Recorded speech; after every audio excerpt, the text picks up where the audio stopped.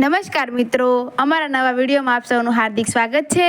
તો આજે આપણે વાત કરીએ ભાગ 1 એક દીકરાનો રોડ એક્સિડન્ટ થતા પિતા સાથે બનેલ ઘટના વિશે। આજ ગમે તે થાય, પહેલા સેમ્પલ ઓલા કંપનીવાળાને બતાવી આવજે। ધીરજ આગળ કશું બોલે એ પહેલા સામે છેડેથી રાજુ કાકાએ કાંઈ સાંભળ્યા વગર ફોન કાપી નાખ્યો હતો। ધીરજ હમણાં જ નાહીને બહાર આવ્યો હતો। એ હજુ 2 મહિના પહેલા જ પિતા બન્યો હતો। સવારે જાગ્યો તો સમયસર જાગ્યો હતો, પરંતુ 5 દિવસ પહેલા જ પ્રિય પત્ની અને રાજકુમારને માવતરે મૂકી આવ્યો હતો। એટલે સવારમાં પત્ની સાથે વાત કરતા આજે થોડું મોડું થઈ ગયું હતું, કારણ કે એકવાર દુકાને પહોંચી જાય પછી બપોર સુધી એને વાત કરવાનો સમય મળવાનો નહોતો। ધીરજ ફટાફટ તૈયાર થઈ ચા નાસ્તો કરી અને દુકાન જવા નીકળી ગયો। પિતાને 2 ભાઈ અને એમના તમામ પરિવાર સાથે ધીરજ અને એમનું આખું પરિવાર સંયુક્ત કુટુંબની વ્યાખ્યા સાક્ષાત જીવી રહ્યું હોય એવું દરેકને લાગતું હતું। આખું પરિવાર હસી ખુશી આઠે પહોર આનંદમાં જીવી રહ્યું હતું। એકનું સુખ એ દરેકનું સુખ અને એકનું દુઃખ એ પણ દરેકનું દુઃખ। ઘરના પુરુષો જે રીતે વેપાર ધંધામાં કુટુંબનું માન સન્માન જાળવી રહ્યા હતા, એવી જ રીતે ઘરની મહિલાઓએ પરિવારમાં તથા સમાજમાં કુટુંબની ગરિમા જાળવી રાખી હતી। અમુક જોનારાને ઈર્ષા થાય એવું જીવન આખું પરિવાર જીવી રહ્યો હતો।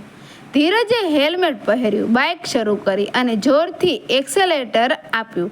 બાઇક સાથે હવાની ગતિએ દુકાન પર પહોંચી ગયો। બાઇક ચલાવતી વખતે એ પોતે હેલ્મેટ અચૂક પહેરતો અને જો કોઈ પાછળ બેસે તો એને પણ પહેરવાનો આગ્રહ રાખતો।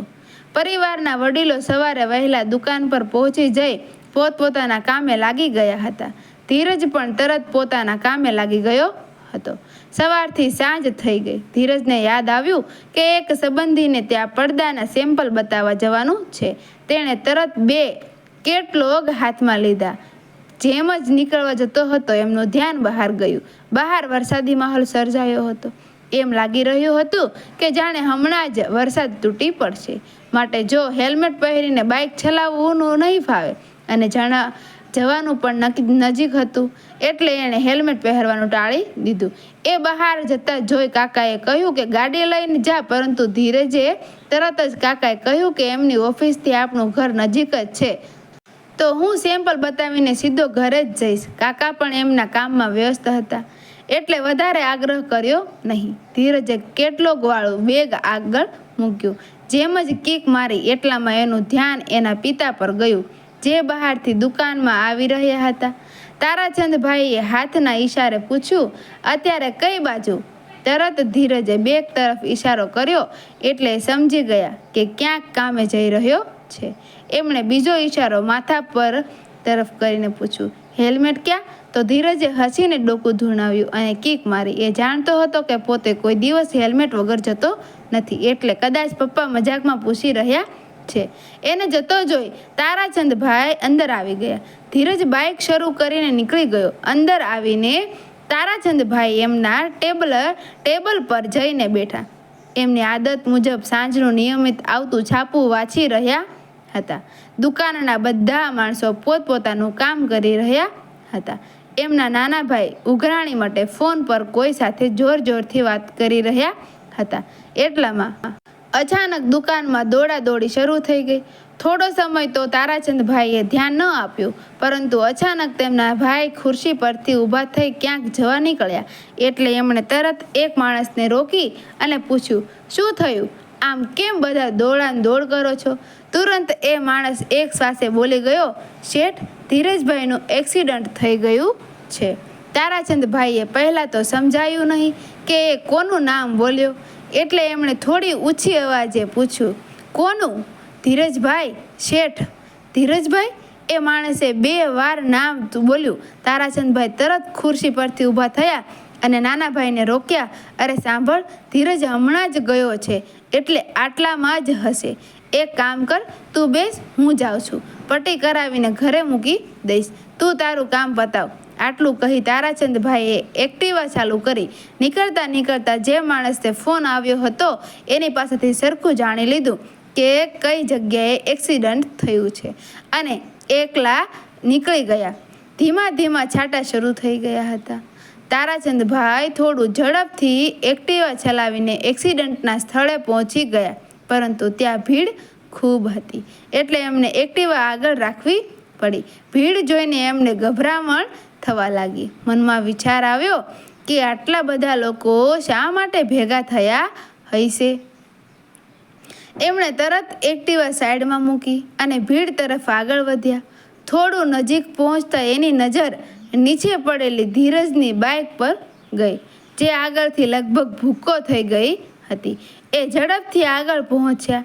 ત્યાં એમને જમીન પર પડેલું લોહી દેખાયું. એણે આસપાસ નજર કરી. એમને લાગ્યું કે ધીરજને ક્યાંક બેસાડ્યો હશે, પરંતુ ભીડ અને અંધારાને કારણે એમને ક્યાંય ધીરજ દેખાયો નહીં. એમણે તરત જ પૂછવાનું શરૂ કર્યું, શું થયું, શું થયું? ત્યાં ઊભેલા એક અજાણ્યા વ્યક્તિ બોલ્યા, અરે, જોરદાર એક્સિડન્ટ થયું છે. લાગે છે કે છોકરો તો ગયો. તારાચંદભાઈથી સહન ન થયું. એ તરત બોલી ગયા, શું બોલે છે તું? મારો છોકરો છે. ક્યાં છે?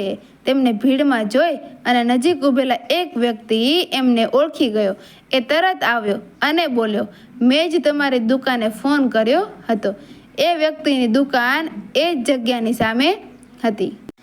એમણે તરત કહ્યું, હમણાં એમ્બ્યુલન્સ નીકળી છે, નજીકની હોસ્પિટલમાં લઈ ગયા હશે. તારાચંદભાઈએ ચક્કર આવવા લાગ્યા. આખું શરીર પસીનામાં તરબતર થઈ ગયું. શું બોલવું, શું કરવું, કશું સમજાતું નહોતું. ત્યાં જ એક વ્યક્તિએ કહ્યું, એક કામ કરો, આપણે હોસ્પિટલ જઈએ. તમે પાછળ બેસો. તમારી હાલતમાં અમે એક્ટિવા ચલાવી શકશો નહીં તમે. તારાચંદભાઈ તરત પાછળ બેસી ગયા. એ વ્યક્તિએ એક્ટિવા હોસ્પિટલ તરફ દોડાવી.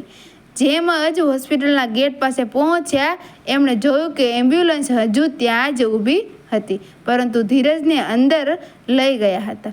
તારાચંદભાઈ દોડીને ઓપરેશન થિયેટર તરફ ગયા. એટલામાં ત્યાં ઊભેલી નર્સે એમને રોક્યા. કાકા, તમે કોણ છો અને ક્યાં જાઓ છો? તારાચંદભાઈ ઉશ્કેરાઈ ગયા. હું એનો બાપ છું. નર્સ સમજી ગઈ કે એ નવા આવેલા પેશન્ટ વિશે કહી રહ્યા છે. એ કંઈ જવાબ આપે એ પહેલાં તારાચંદભાઈ પરવાનગી વગર અંદર ઘસી ગયા. અંદર ડૉક્ટર ધીરજને ટેબલ પર સુવડાવી તપાસી રહ્યા હતા. તેમણે તારાચંદભાઈ તરફ જોયું અને બોલ્યા, મહેરબાની કરીને થોડી વાર બહાર બેસો.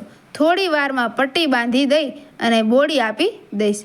તારાચંદભાઈની શીશ નીકળી ગઈ. શું? મિત્રો, વિડીયો ગમ્યો હોય તો વિડીયોને લાઈક કરજો, શેર કરજો અને ભાગ 2 જોવા માટે અમારી ચેનલને સબસ્ક્રાઈબ કરી દેજો. ધન્યવાદ.